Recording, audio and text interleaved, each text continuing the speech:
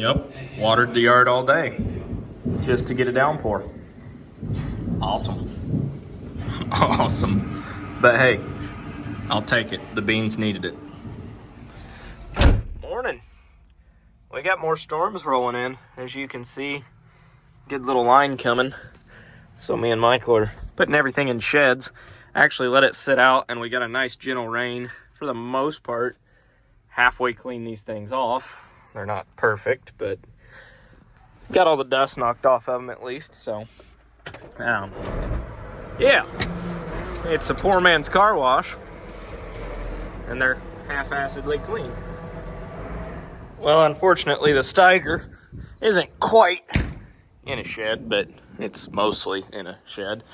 The tillage tool, it'll be fine outside, and it'll just clean it off more. But got the planter, the sprayer, combine, everything's fairly tight in here right now. So I could have pulled in another foot, but I was afraid that if the planter leaked off, I'd have a no-till culture in this tire, and I just don't really want to buy a new tire. So storm's coming in quick. It's cooled off about 15 degrees and gotten really windy last 5 minutes. If you guys don't have one, you need to buy one of these Milwaukee air pumps. I don't care if it's for a lawnmower, your car, your truck, or farm equipment. This thing is freaking awesome because it's lighter than a feather, and you can just pick it up, pack it around, air up tires with it. I've got a gas air compressor. I've got a big air compressor in the shop. I still use this one more because it's just handy. So it's after the rain here on the reclaim ground, and this is where I ran the PTO ditcher. Oh yeah. But this is how much water is coming off this ground from running the PTO ditcher. So I would say I definitely did a good thing to be getting this much water coming off the field that would have otherwise just pooled up out there. So that was time well spent. Hopefully it grows a lot better corn because it's not going to lay underwater. Well, about the only things we need to do right now is spray weeds around all the buildings, drain bins. We need to switch to the skinny tires on the sprayer, and it's kind of too wet to do that, or it's too wet to do any spraying. But we've got corn poking up. I don't know if you guys can see that, but there's definitely corn poking up. The grass is growing, corn spiked up. So I'm hooked onto my new to me hay mower, which is by far the nicest hay mower we've ever owned.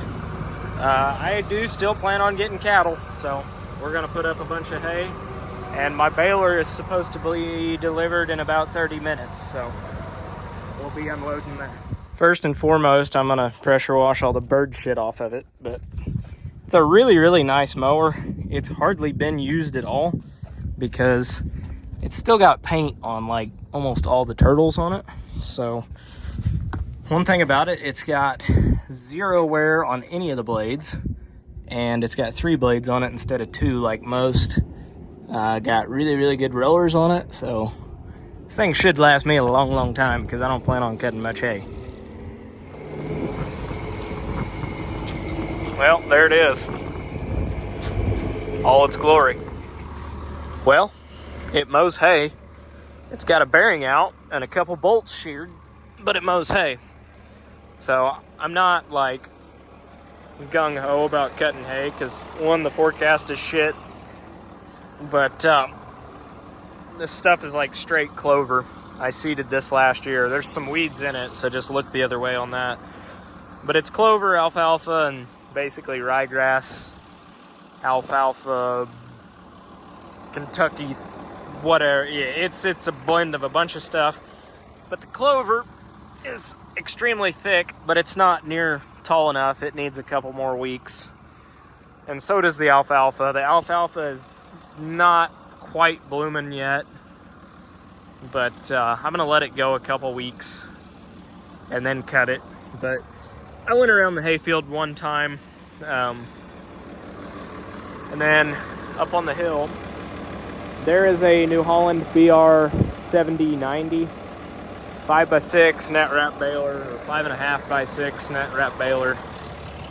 The next thing to buy instead of expensive ass hay tools is cattle, because I have none right now, and I have a ton of hay ground and a ton of hay tools, and even a ton of hay stacked up on the hill. I've got over 250 round bales from last year and haven't fed a single one.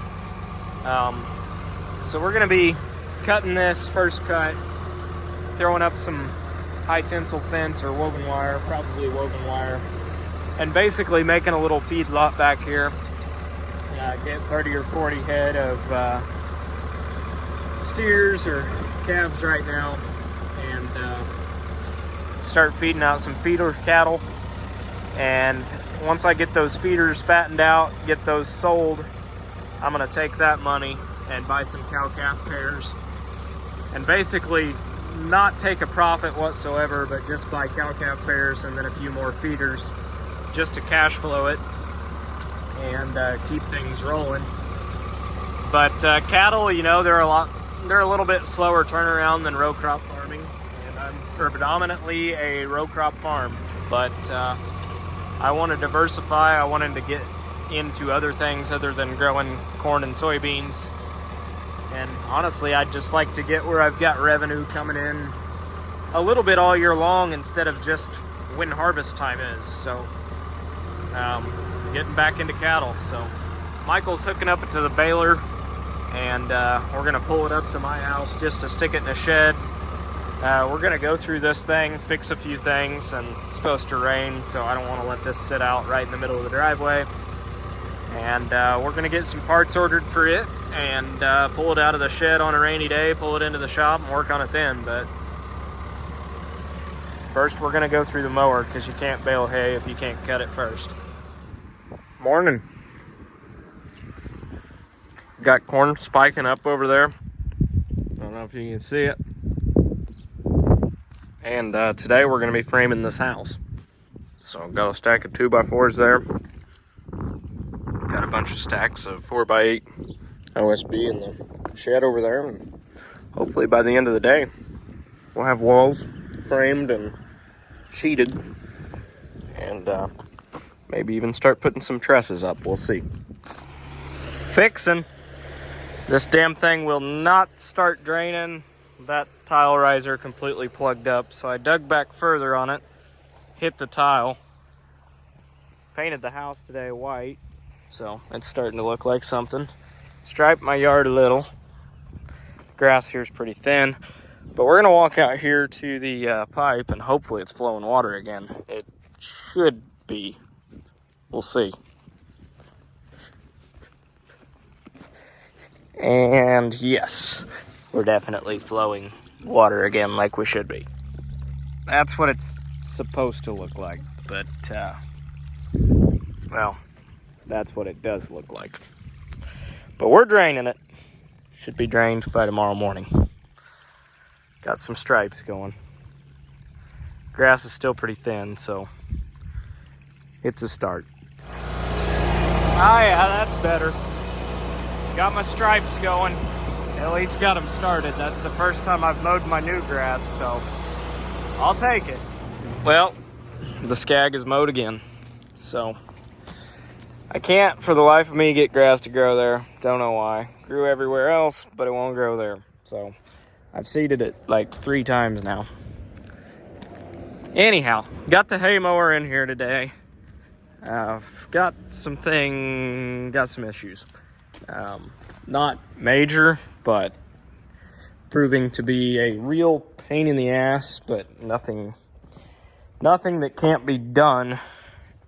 But over here, these rollers, so you've got your triple bar or triple knife discs there. That's what cut the hay, and the hay goes through these crimper rollers. And these are not where they're supposed to be. Basically what we got going on is there is this bolt here, this bolt here, and this bolt here are all 3 sheared off flush, inside here. So basically, what you see here is drill bits and easy outs and impact guns and sheer frustration because they do not want to come out. But once I get those 3 out and new bolts in, this thing should be ready to go. I greased it. That was definitely broke. I ran it like 1 round last night, basically for shits and giggles, just to make sure it was going to work right, because I didn't want to be like ready to... I'm not...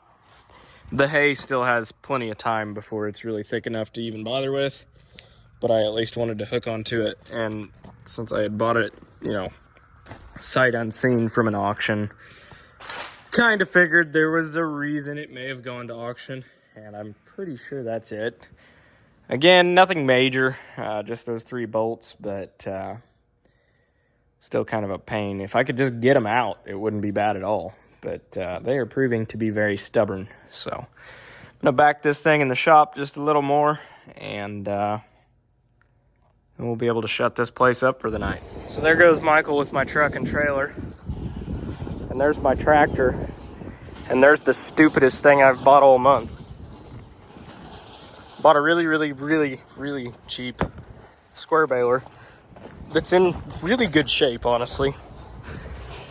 I know how they work to a point. I don't know how the knotters work.